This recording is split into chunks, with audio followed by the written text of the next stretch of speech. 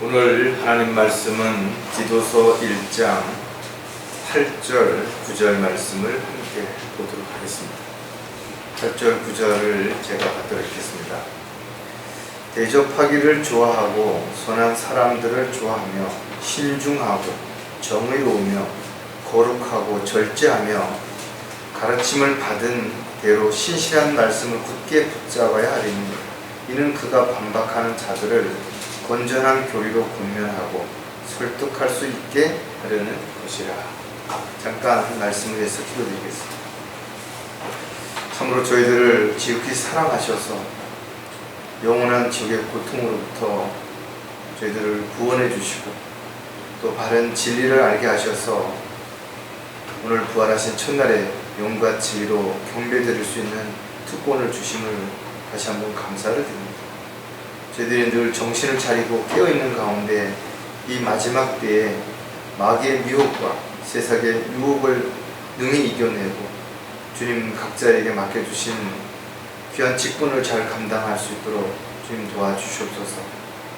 저희들이 세상에 있는 것들에 마음을 빼앗기고 헛된 것들을 위해서 시간을 허비하는 그런 어리석은 삶이 되지 않도록 늘 주님만을 바라보게 하시고 또 주님을 기쁘시게 해드리며 주님을 영화롭게 해드릴 수 있는 정말 주님이 기뻐하시는 그런 일들을 위해서 온전히 자신을 주님 앞에 내려놓고 헌신할 수 있는 계기가 될 수 있도록 도와주시옵소서.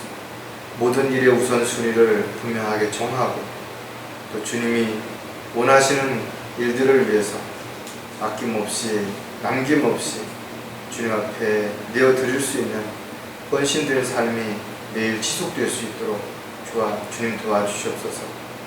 다시 오실 주님을 간절히 사모하며 기다리는 가운데 있어야 할 자리를 또 해야 할 일들을 외면하거나 떠나는 일이 없도록 주님 함께 해주시옵소서. 다시 오실 우리 주 예수 그리스도의 이름으로 기도드렸습니다. 오늘 말씀은 감독이라든지 집사에게 주어지는 하나의 덕목이기도 하고 또 갖춰야 할 부분들이기도 하죠. 그러나 우리가 이런 부분들을 좀 더 넓은 의미에서 모두에게 주어지는 말씀이라고 생각을 하고 몇 가지 우리가 생각을 해보려고 합니다. 어떤 일을 하는 것도 마찬가지지만 운동을 하는 것도 음식을 먹는 것도 지나치게 된다면 절제하지 못하게 된다면 반드시 어떤 문제가 생길 수밖에 없게 되는 것입니다. 이상이 생기고 또 여러 가지 어려움이 가중될 수밖에 없다는 것입니다. 여러분들은 나름대로 절제하는 삶을 살고 계실 것입니다. 헛된 곳이나 불필요한 것들에 대해 함부로 물질을 낭비하지도 않을 것이고 쓸데없는데 마음을 두고 여러분들이 이렇게 헛된 시간을 낭비하지도 않을 것입니다. 또 허세를 부리거나 체면 때문에 하나님이 주신 것들을 낭비하지 않겠죠. 그렇다고 해서 그리스도인들이 무조건 전략하기 위해서 인색한 그런 삶을 살아야 된다는 그런 의미가 아니라는 것입니다. 오히려 성경은 주는 자가 복이 있다라고 이렇게 기록하고 있는 것입니다. 따라서 나눔과 섬김에 있어서 그리스도인들은 생활 속에서도 분명 그리스도의 향기가 나타나야 되겠죠. 또 하나님의 사랑이 넘쳐나야 되는 것이 분명하다는 것입니다. 다만 불필요하게 또는 우리가 쓸데없는 데다가 절제하지 못함으로 인해서 여러 가지 시간이라든지 물질이라든지 이런 여러 가지를 허비하지 않도록 하기 위해서 우리가 한번 절제에 대한 의미를 다시 생각을 해보려고 합니다. 구사성어에 과유불급이라는 말이 있죠. 지나치면 부족하면 못하다라는 거죠. 여러분들이 너무 많이 먹었다든지 너무 많이 뭔가를 했다든지 너무 많은 어떤 욕심을 냈다든지 그것은 차라리 부족한 것만 못할 수 있다는 거죠. 우리가 성령의 열매는 그리스도인들에게 반드시 맺어져야 되지만 그 열매 가운데 또 하나가 바로 절제라는 것입니다. 성령의 열매는 모든 선과 의와 진리 안에서 맺어지기 때문에 저와 여러분이 성령의 열매를 맺고 있느냐 그렇지 못하느냐가 어떤 삶을 살고 있는지를 스스로 입증하는 결과라고 볼 수가 있겠죠. 자신에게서 성령의 열매가 맺어지고 있지 않다면 그리스도인답게 살아가는 자신의 모습은 어느 곳에서도 발견할 수 없게 된다는 것입니다. 성령의 열매 중에 가장 먼저 언급되는 것이 바로 사랑이라면 사랑은 모든 일의 근본이 되는 것이죠. 또 마지막에 절제가 나오는 것은 절제를 하지 않음으로 인해서 균형과 조화가 깨어질 수 있다는 것입니다. 따라서 절제는 여러 가지 덕목들 가운데 어떻게 보면 가장 중요한 것 중에 하나가 될 수 있다는 것도 우리가 반드시 염두에 둬야 될 것입니다. 오늘 설교 제목은 절제를 통해 배워야 할 세 가지라는 제목으로 말씀을 전하려고 합니다. 많은 그리스도인들이 절제하지 못함으로 인해서 너무나 과하거나 또는 오히려 부족하게 된다는 것입니다. 그래서 사도 바울은 우리에게 이렇게 권면하죠. 젊은 여자들을 가르쳐서 절제하게 하라는 것입니다.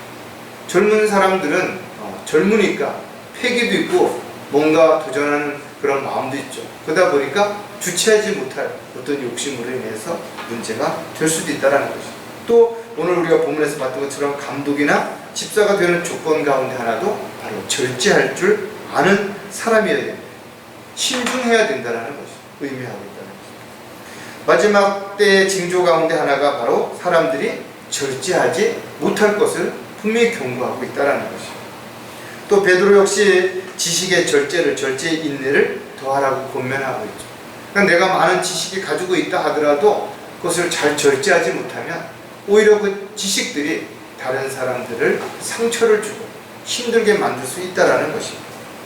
또 절제하는 부분에서 인내해야 되는 부분도 우리가 다시 한번 진지하게 생각해 봐야죠. 한 번 참고 두 번 참고 세 번 참으면 살인도 면할 수 있다는 말이 어디에서 나온 것인가. 따라서 그리스도인들은 서 있는 줄로 알면 넘어질까 조심하는 것. 자기가 영적으로 뭔가 많은 것을 알고 있다든지 또 믿음이 좋다든지 착각할 수 있는 것이죠. 그래서 늘 자신을 돌아보고 자신을 낮추고 겸손한 마음으로 살지 않는다면 언제 어떤 일로 인해서 또다시 자신으로 인해서 죄를 짓고 다른 사람들에게까지도 피해를 주게 될지 아무도 장담할 수 없기 때문에 그런 것입니다. 따라서 그리스도인들은 신앙생활에 있어서 절제는 모든 부분에 적용이 되어야 되는 것입니다. 물질을 낭비하지 않기 위해서 절제하는 것만으로 끝나는 게 아니라는 것입니다. 불필요한 시간을 낭비하지 않기 위해서 우리는 기도해야 되는 것이고 또 우리가 절제함으로 인해서 정말 주님을 기쁘시게 해드릴 수 있다면 그것이 나에게 어떤 유익이 온다 하더라도 과감하게 버릴 수 있어야 될 것입니다. 여러분들은 제가 보기에 사치스럽거나 또는 지나치게 뭔가를 자랑하고 교만한 그런 모습들을 본 적이 없지만 분명 그렇다고 하더라도 여러분의 생활 속에서 또 보여지는 다양한 부분들을 다시 한번 진지하게 점검해보고 나는 정말 절제하는 그런 삶을 살고 있는지를 검증하는 그런 계기가 됐으면 좋겠다는 것입니다. 여러분들이 건강을 잘 유지하기 위해서 적당한 운동을 하는 것도 또 음식을 골고루 섭취하는 것도 필요하지만 또 어떤 부분에서 지나치지 않도록 절제하는 부분이 반드시 필요하다는 것입니다. 하고 싶은 일도 있고 바라는 것도 있고 또 갖고 싶은 것들도 분명히 있겠죠. 그러나 이런 것들을 여러분들이 절제하지 않으면 그 욕심으로 인해서 죄를 진다든지 또 그것으로 인해서 여러 가지 곤고한 생활에 처할 수도 있게 된다는 것입니다. 따라서 자신을 철저하게 부인하고 헌신하는 것도 반드시 절제가 필요하다는 것을 우리가 반드시 다시 한번 기억해야 될 것입니다. 자, 절제를 통해 배워야 할 세 가지 중에 첫 번째는 과거에 얽매이지 말아야 한다는 것입니다. 참으로 안타깝게도 많은 사람들이 과거에 얽매여서 벗어나지 못하는 것입니다. 그러니까 앞으로 한 발짝도 나가지 못한다는 것입니다. 사람은 누구나 과거가 있죠. 오늘도 내일이면 과거가 되는 것입니다. 과거는 잘한 일도 있겠지만 못하는 일도 있겠죠. 좋은 일도 있겠지만 나쁜 일도 있을 것입니다. 또 심지어는 생각하기조차 끔찍할 만큼 고통스럽고 후회되는 일도 분명 있을 것입니다. 따라서 현실을 직시하지 못하고 미래에 대해서 아무런 준비도 할 수 없는 것 가운데 가장 큰 원인이 바로 과거에 얽매여 살고 있다는 것입니다. 돌아보면 지난 일은 그냥 지난 일에 불과한 것입니다. 저와 여러분이 주님을 알기 전에 어떤 삶을 살았든 그것은 과거의 한 부분이라는 것입니다. 베드로전서 4장 3절을 보면 우리가 음란과 정욕과 술취함과 방탕과 열람과 혐오스러운 우상 숭배를 행하여 이방인들의 뜻을 행한 것은 지난날의 생활은 충분하다. 여러분들이 과거에 어떻게 살았든 그냥 과거는 과거라는 것입니다. 잘 살았으면 여러분은 오히려 그 잘 사는 것이 지금도 도움이 되겠죠. 잘못 살았으면 지금 새롭게 여러분들이 새로운 마음으로 살고 있다면 지금 잘하고 있는 것이라는 것이죠. 따라서 지나간 과거이기에 우리가 그것을 다시 기억한다고 해서 아무런 유익이 없다면 오히려 그것이 생활에 방해가 되고 걸림이 된다면 과감하게 지워버리고 새롭게 시작하는 것. 즉 내가 알고 있는 것들이라도 그것을 절제할 수 있는 것, 이런 것들이 반드시 그리스도인들의 생활에 필요하다는 것입니다. 과거에 얽매이지 않기 위해서 우리가 또 몇 가지 생각해 볼 부분들을 하나씩 볼 텐데, 첫 번째가 지나간 것들의 미련을 갖지 말아야 한다는 것. 많은 사람들이 지나간 것에 대해서 미련을 갖죠. 그때 이렇게 할 것, 그때 그 사람을 만나지 말 것, 그 사람을 만날 것, 다양한 어떤 생각들을 가지고 있다는 것. 어떻게 보면 놓친 고기가 더 커 보이고 아쉬워지는 것은 당연하겠죠. 지나간 과거를 돌아볼 때 왜 아쉬운 일이 없겠냐라는 것이. 여러분이 만났던 사람들, 행했던 일들, 또 갔던 곳, 이런 곳에 대해서 미련을 가지게 된다면 여러분들이 앞으로 전진하는 데 있어서 오히려 많은 걸림이 될 수 있다는 것이죠. 우리는 과거로 다시 돌아갈 수 없다는 것이죠. 많은 사람들이 좀 더 일찍 주님을 만났더라면 주님을 위해서 훨씬 더 많은 일을 하지 않을까 하고 말하지만, 그렇다면 지금은 뭘 하고 있는 것인가를 한번 진지하게 생각해 봐야죠. 지금 자신이 주님을 위해서 뭔가 하지 않고 그런 말을 하고 있다면 이것은 모두 변명이고 핑계에 불과한 거죠. 제가 만나는 좀 나이 드신 분들이 흔히 내가 10년만 젊었어도, 이런 말을 아주 입버릇처럼 하신다 이거죠. 물론 연세들이 있으시니까 아쉽겠죠. 돌아보면 이제 살 날이 얼마 남지 않았다는 생각 때문에 더 하루하루가 정말 빨리 지나가는 것처럼 느껴질 거라 이거죠. 그러나 10년 전을 돌아보면 여전히 뭔가 특별한 것을 한 것이 없다는 거예요. 20년 전으로 돌아가도 마찬가지라는 거죠. 이렇게 많은 사람들이 자신이 지나간 것에 대한 후회와 미련을 가지고 이렇게 불평하고 살아가고 있지만 여전히 지금도 동일한 삶을 살아가고 있다는 것은 결국은 하나의 변명에 불과한 것이라는 거죠. 빌립보서 3장 14절에 보면 그리스도 예수 안에서 하나님의 고귀하신 부르심의 상을 배워 그 표대를 향해 쫓아갈 뿐이니라. 우리의 목적지는 한 곳이라 했죠. 달려갈 길을 마칠 때까지, 주님 앞에 설 때까지 좌우를 돌아보지 말고 앞만 보고 달려가는 것이죠. 그리스도인들은 뒤를 돌아다 볼 때 뭔가 문제가 생기는 것입니다.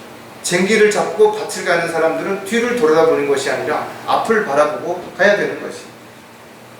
따라서 저와 여러분이 어떤 상황에서든지 달려갈 길을 멈춰도 안 되고 포기해도 안 되고 곁길로 가도 안 되는 것입니다. 우리가 사도 바울의 고백과 같이 달려갈 길을 잘 마치고 났을 때 우리도 동일하게 주님 앞에 이렇게 고백할 수 있어야 될 것입니다. 잠언 4장 25절도 보면 내 눈으로 바로 보게 하며 내 눈꺼풀은 내 앞을 곧게 보게 하라 했죠. 지난 일을 아쉬워하기보다 미련을 가지기보다는 오히려 앞을 바라보면서 내가 어떻게 살아야 할 것인가를 먼저 생각할 수 있는 그런 삶이 되어야 된다 했죠. 앞으로 달려갈 길을 마칠 때까지 우리가 가야 할 길은 결코 만만치 않을 것이다 했죠. 수많은 마귀의 공격과 방해가 반드시 있을 것이고 그 중에 일부분은 믿음의 대열에서 이탈하거나 또는 다른 길을 선택해서 세상으로 돌아가게 될 것입니다. 따라 저와 여러분이 과거에 어떻게 살아왔든 지난 것들에 대한 미련을 갖기보다는 오히려 지금 나에게 주어진 삶에 최선을 다할 수 있는 그런 하루하루의 삶이 반드시 되어야 될 것입니다. 과거에 얽매이지 않으려면 잘못을 되풀이하지 않도록 해야 한다는 것입니다. 아무리 세상에서 성공했다 하더라도 또 자신이 원하는 것들을 이루었다 하더라도 돌아보면 후회 없는 사람이 어디 있겠냐라는 것입니다. 또 후회를 아무리 빨리 한다 하더라도 후회는 이미 후회이기 때문에 결국은 늦을 수밖에 없다라는 것이죠. 따라서 더 이상 후회해도 소용없는 것이라는 것을 알았다면 하루속히 잊어버리는 것이 가장 중요한 방법이겠죠. 많은 사람들이 지나간 일로 인해서 후회하고 있지만 현실이 나아지지 않고 있다면 이것은 아무런 의미도 없다라는 거죠. 특히 자신이 과거에 잘못한 일들을 되풀이하고 있다면 이것은 앞으로도 또 되풀이할 가능성이 있겠죠. 반드시 이것을 제거하고 반드시 그렇게 되지 않도록 철저하게 자신을 돌아보아야 되는 거죠. 누구나 과거에 잘못한 부분이 있다 이거죠. 그러나 그 잘못했던 것들을 다시 반복해서 행하기보다는 그 잘못했던 것들을 거울 삼아서 다시는 그와 같은 일을 하지 않고 살아가는 것이 본이 되는 삶이고 그것이 향기나는 삶이 되기 때문에 그렇다는 거죠. 사도 바울도 주님을 알기 전에 행한 일들을 모르고 행하였다라고 기록하고 있다.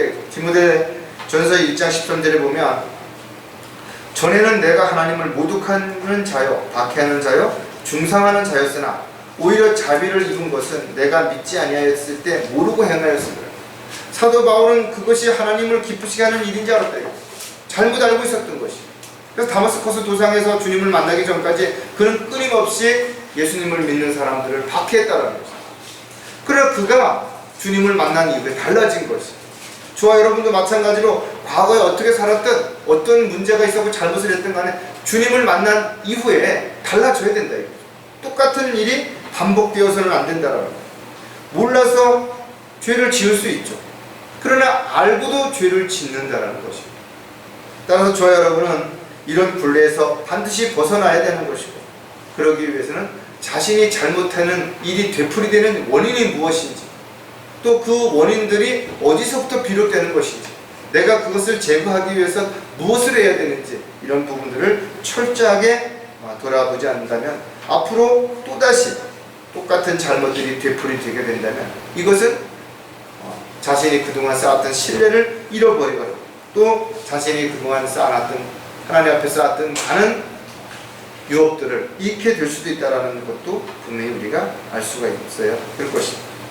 따라서 저와 여러분은 주님과 함께 십자가에서 죽었고 주님과 함께 다시 살아났다면 더 이상 세상의 욕심을 위해서 또 자신의 어떤 것 유익을 위해서 똑같은 죄를 되풀이하는 어리석은 삶이 되지 않도록 우리가 반드시 잘못을 돌이킬 수 있는 계기가 되어야 될 것입니다.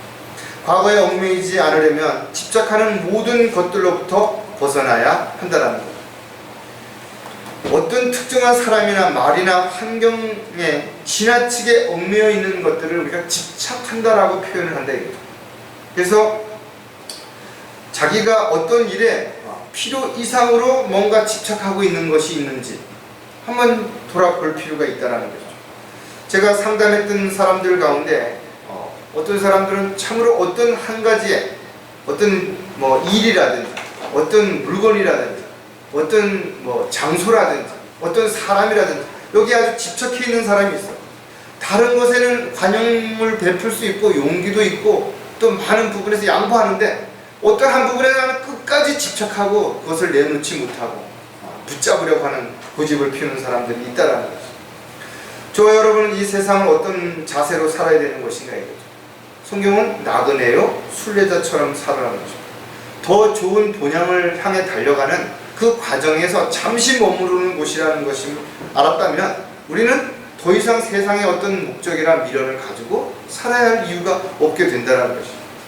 히브리서 11장 16절에도 보면 이제 그들이 사모하는 것은 더 좋은 본향 곧 하늘에 있는 것이라 그러므로 하나님께서는 그들의 하나님이라 불리는 것을 부끄러워하지 아니하시니 이는 그들을 위하여 한 도성을 예비하셨음이라. 주님께서 저와 여러분을 위해서 준비해 놓은 것은 이 세상에 있는 그 어떤 것하고 비교할 수 없는 참으로 놀랍고 정말 귀한 것들을 준비해 놓으셨다는 것입니다. 따라서 이 세상에 있는 것들에 집착할 이유가 없다라는 겁니다. 이 세상에 있는 것들은 그 어떤 것도 가지고 갈 게 아무것도 없다라는 거죠. 그래서 찬송가에 있는 것처럼 이 세상은 내 집이 아니라는 거죠. 잠시 머무르는 곳이죠. 여러분들이 어디 여행을 가가지고 잠시 숙박을 하고 있다면 거기에 그렇게 뭔 미련을 가지고 그걸 꾸미고 그걸 어떻게 넓히고 이런 데 치중을 하겠냐 이거죠. 그냥 잠시 하룻밤 쉬고 오는 것이면 그냥 편안하게 쉬다 오면 되는 거예요. 지난 과거가 없이 현실이 존재할 수 없죠. 그렇다면 과거에 여러분들에게 어떤 일이 일어나는지에 대한 부분들을 거기에 집착하기보다는 그것을 근거로 해서 다시는 그런 일이 일어나지 않도록 시간과 물질을 낭비하지 않도록 여러분들이 하루하루의 삶을 소중하게 그렇게 살아야 될 거죠. 따라서 여러분들이 지나간 과거에 대한 미련을 갖지 않고 잘못된 것들을 되풀이하지 않을 뿐만 아니라 모든 것들로부터 집착하는 그런 일로부터 벗어나는 것, 이런 것들이 바로 절제하는 삶이라는 것을 우리가 반드시 알아야 할 것입니다. 두 번째, 절제를 통해 배워야 할 것은 무엇인가 하면 현실에 열심을 다해야 한다는 것이죠. 과거 중요하죠. 지나갔다라는 것입니다. 좋은 것이 있었으면 그냥 감사하고, 또 여러분들에게 어떤 밑거름이 됐다면 또 여러분들이 그것을 토대로 해서 잘 살면 되는 것이죠. 더 중요한 것은 바로 오늘이라는 것입니다. 오늘 나에게 주어진 삶을 내가 잘 살지 못하면 내일 또다시 과거의 어떠한 부분을 가지고 집착하는, 또 미련을 갖는 결과가 되풀이되기 때문에 그런 것입니다. 마지막 때가 가까이 오면 올수록 마귀의 공격은 어떻게 해요? 더 강도해지겠죠. 더 다양하게 때로는 아주 가장 가까운 사람들을 통해서, 또는 나의 주변에 있는 환경들을 통해서 실족하게 하려고 온갖 방법을 총동원할 것이다. 마귀야말로 모방의 천재죠. 가장 유사한 것을 만들어서 영적으로 어리석은 사람들, 무지한 사람들을 속일 것이다. 심지어는 성경을, 가짜 성경을 만들어서 삭제하고 변개하고 첨가시켜서 수많은 사람들을 속이고 있다. 가짜 목사, 가짜 선교사, 가짜 학자는 물론 다양한 것들을 그럴듯하게 사람들을 속이기 위해서 지금도 끊임없이 만들고 있다는 것이죠. 정확하게 분별할 능력이 없으면 보고서도 속게 되는 것이에요. 얼마나 많은 사람들이 가짜에 속아서 자신이 하나님의 종으로, 하나님의 일꾼으로 살아가는 것으로 착각하고 살아가는 것인가 이거죠.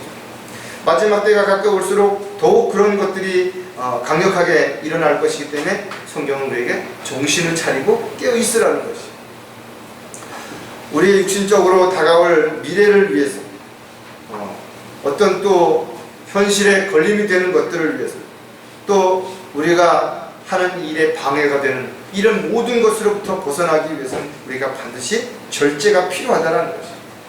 따라서 자신이 무언가를 얻을 수 있다 하더라도 또 그것으로 인해서 또 다른 무언가를 잃어버릴 수 있다면 잘 분별해야 된다는 것이죠. 따라서 절제하기 위해서 우리는 먼저 버리는 것들을 배워야 되는 것이죠. 무거운 짐을 잔뜩 지고 우리는 달릴 수 없기 때문에 저 여러분은 마치 마라톤 선수처럼 달려갈 길을 마칠 때까지 낙오하지 않고 잘 달리려면 가능한 가볍게 몸을 해야 되는 것이죠. 쓸데없는 것들을 지고 이고 무거워서 지치고 포기하는 어리석은 사람이 아니라 나그네의 순리자처럼 세상에 마음을 두지 않고 주님만을 바라보면서 살아야 될 것입니다. 과거도 미래도 중요하죠. 그러나 더 중요한 것은 바로 오늘 현실이라는 것을 우리가 분명히 알아야 될 것입니다. 따라서 절제의 또 다른 의미는 바로 현실에 열심을 다하기 위해서 불필요한 것들, 하지 말아야 할 것들을 버린다는 그런 의미도 있다는 것입니다. 지금 최선을 다하지 않는다면 내일은 보장되지 않죠. 아무것도 기대할 것이 없다는 것입니다. 따라서 하루하루의 삶에 있어서 오늘 최선을 다하는 저와 여러분이 반드시 되어야 될 것입니다. 현실에 열심을 다하려면 육신의 만족만을 위해 살지 말아야 한다는 것입니다. 내일 일을 알 수 있는 사람은 아무도 없죠. 자신에게 내일 어떤 일이 일어날 것을 알았다면 어떤 사고로부터, 질병으로부터, 어떤 문제로부터 대비할 수 있었을 것입니다. 그러나 생각지도 않은, 원하지도 않은 일들이 언제든 일어날 수 있다는 것이죠.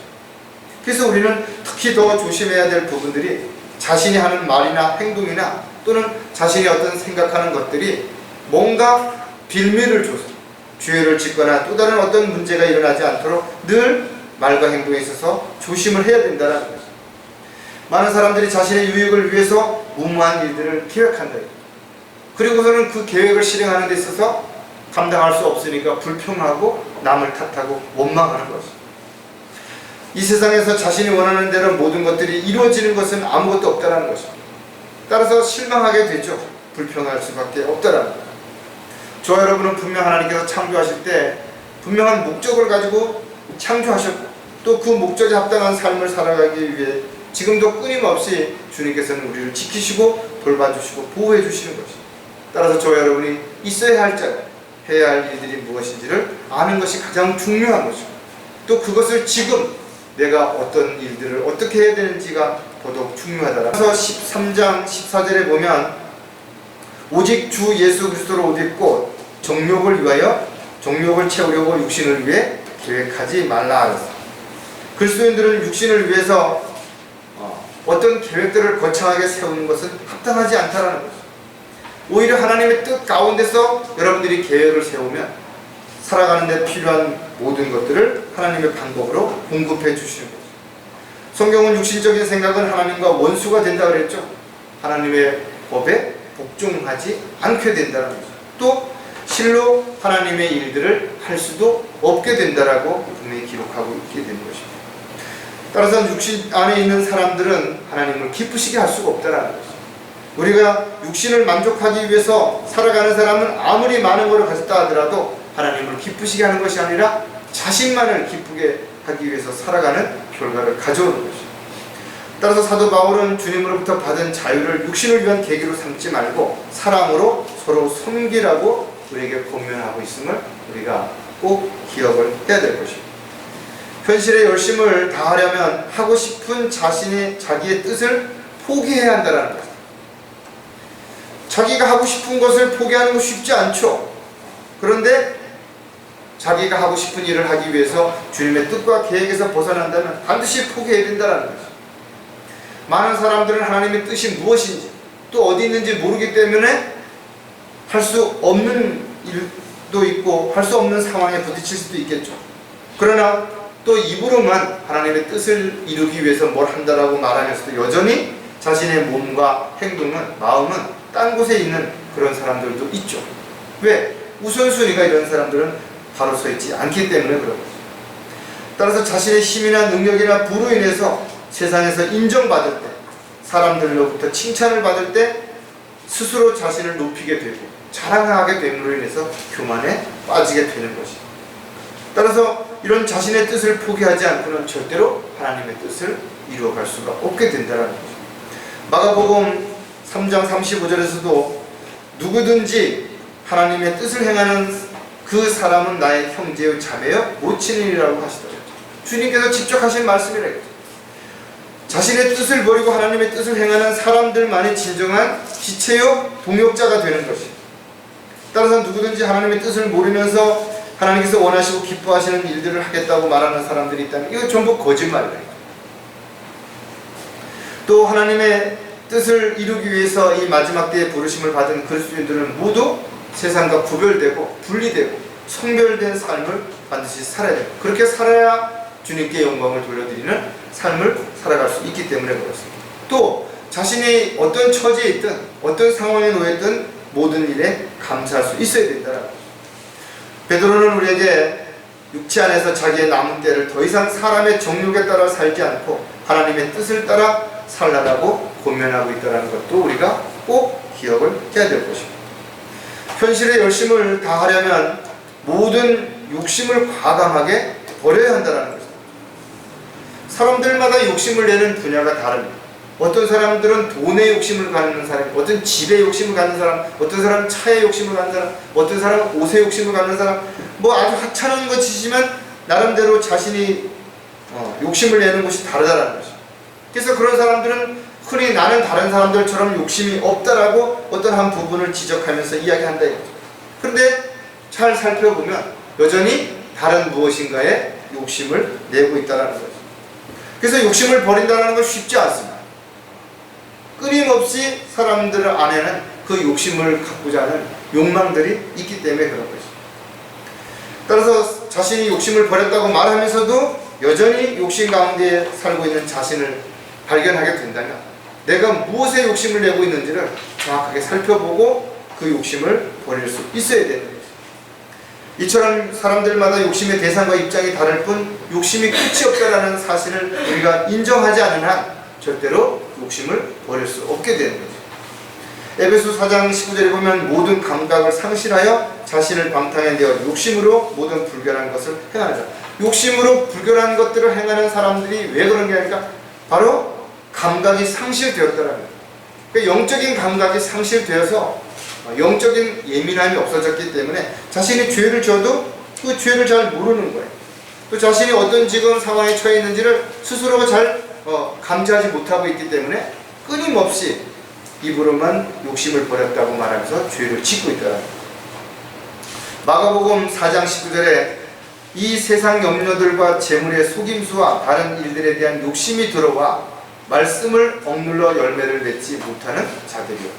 왜 영적으로 지식적으로 많이 공부를 하고 끊임없이 하나님의 말씀을 읽는데도 여전히 그가 성장하지 못하는가? 왜 하나님의 도구로 쓰임받지 못하는 것인가? 그 이유를 여기서 가르쳐주고 있는 것입니다.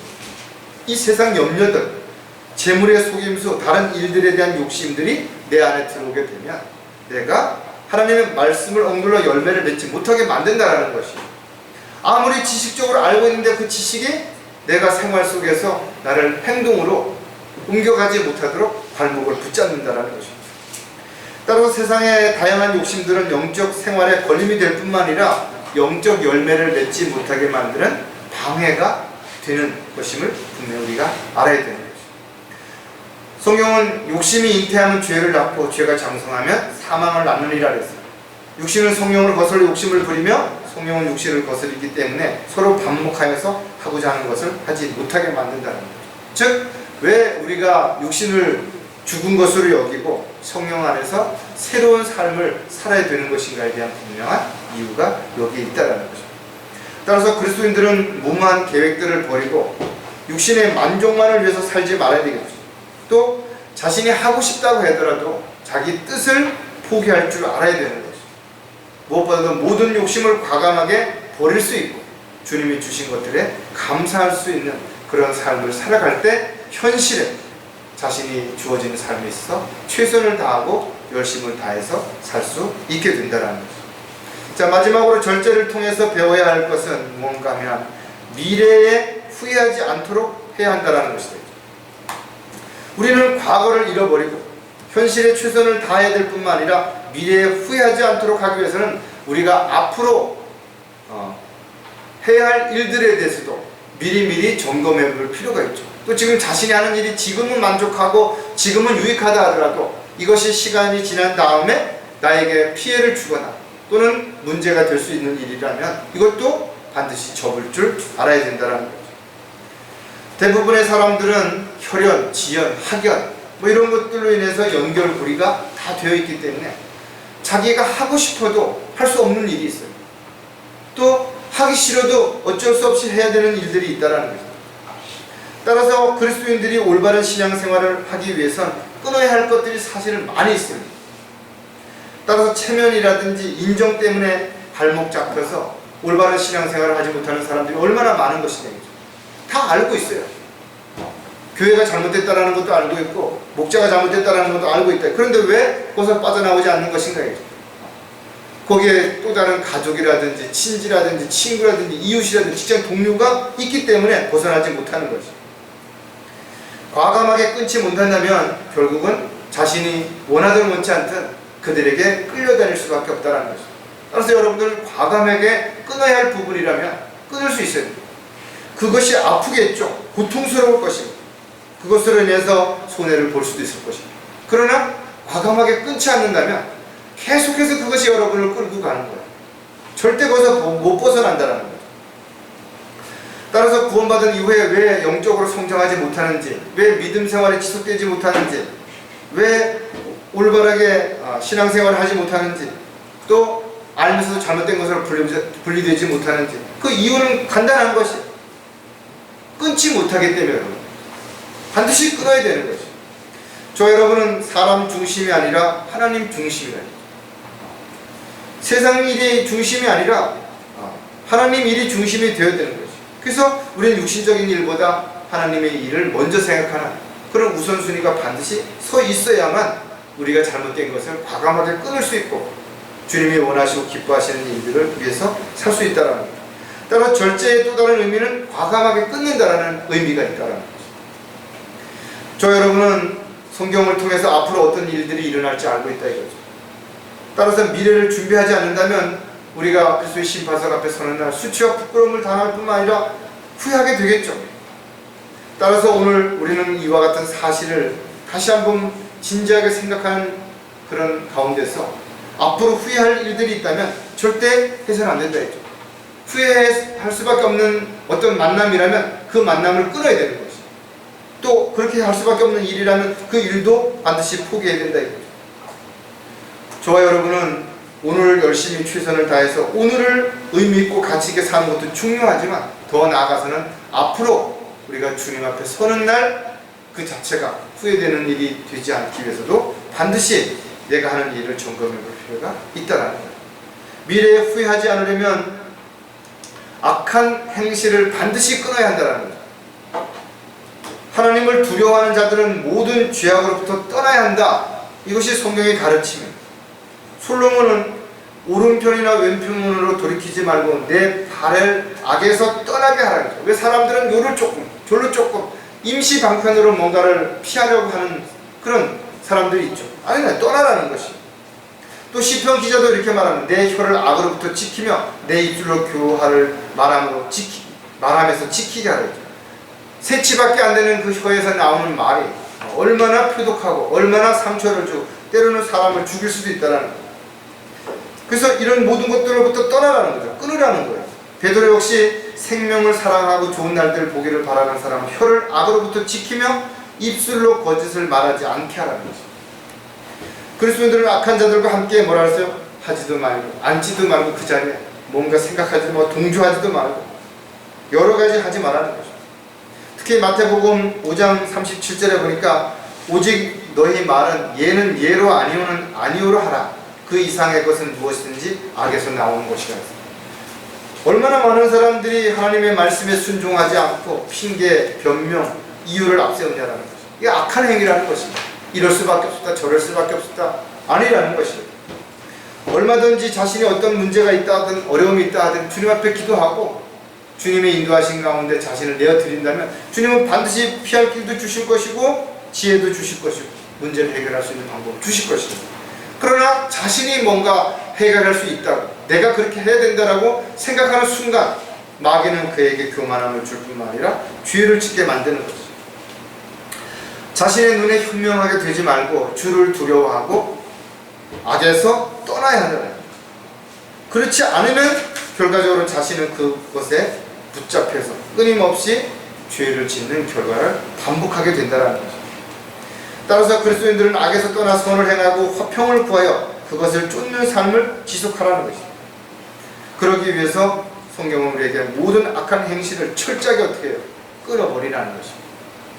미래에 후회하지 않으려면 자유를 방해하는 것으로부터 벗어나야 한다는 것입니다. 믿지 않는 자들과 함께 할 수 있는 부분들이 사실은 많지 않죠. 물론 세상에서 사업을 하고 직장 생활을 해야 하기 때문에 또 이웃 사람들과 함께 해야 되기 때문에 우리가 그들을 떠나서 살 수는 없는 것이 분명하다 이거죠. 그러나 그들과 같이 함께 할 수 있는 것들은 아주 지극히 일부분이라는 것이죠. 우리가 그들과 잘 지내야 되고 관용을 베풀어야 하는 가장 큰 이유는 그들에게도 복음을 전파하기 위해서 그렇다는 거죠. 다만 우리가 주님이 주신 자유를 잃어가면서까지 그런 사람들과 잘 지내야 할 이유가 없다는 것이, 또 그러기 위해서 내가 하나님의 어떤 뜻과 계획에서 벗어난다든지 또 하나님을 섬기며 하나님의 일을 하는 데 있어서 어떤 어려움이 있는데도 불구하고 그것을 참아야 되는 그런 거 아니라는 것이. 갈라디아서 5장 1절에 그러므로 그리스도께서 우리를 자유케 하신 그 자유 안에 굳게 서서 다시는 종의 멍에를 매지 말아요. 그리스도인들을 죄인을 짓는다고 해서 지옥에 가는 거 아니죠. 이미 혼이 구원받았기 때문에 죄를 짓는다고 하더라도 삶과 유업을 잃어버리겠죠. 또 이 세상에서 거기에 대한 징계를 받을 것입니다. 그러나 혼이 지옥에 가는 것은 확실하게 이미 정해졌다라는 거죠. 우리는 단지 하나님의 자녀이지만 우리가 죄를 짓고 자백하지 않는다면 반드시 징계를 받는 것이, 또 받을 하나님으로부터의 상과 유업을 잃어버리게 된다는 것. 따라 잠깐 누리는 만족을 위해서 수치와 부끄러움을 당하는 그런 일을 하는 어리석은 자가 되지 말아야 됩니다. 불필요한 관계를 끊지 못한 채 시간과 물질을 허비하는 그런 일들이 있다면 지금 여러분 당연히 과감하게 끊을 수 있는 용기와 믿음이 필요하다는 거죠. 하나님의 말씀으로 양육을 받고 성령님의 인도하심을 따라 주님께 영광을 돌려드리는 간증된 삶을 살기 위해서 여러분들은 자유를 방해하는 것부터 반드시 벗어나야 된다. 또 미래에 후회하지 않으려면 미혹당하는 자들과 교제를 단절해야 한다는 것입니다. 믿음의 대열에서 이탈하는 것은 그가 믿음을 저버렸기 때문에 또 이미 마귀에게 미혹을 당했기 때문이라는 것이죠. 오히려 성경은 많은 사람들이 마지막 때에는 믿음을 저버리게 될 것을 경고하고 있죠. 또 교회에 다니는 많은 사람들이 자신들이 부자이며 부유하고 부족한 것이 없다고 말하지만 성경은 비참하고 가련하며 가난하고 눈물고 헐벗은 것을 알지 못한다라고 기록하고 있다는 것이죠. 왜냐하면 마지막 때 교회는 모두 배교로 끝나게 된다는 것입니다. 오직 믿음으로 주님만을 바라보는 사람들만이 주님 앞에 부끄럽지 않은 모습으로 발견되어지게 될 것입니다. 예수님께서 말씀하시기를 내가 다시 올 때 너에게서 믿음을 찾아볼 수 있겠느냐?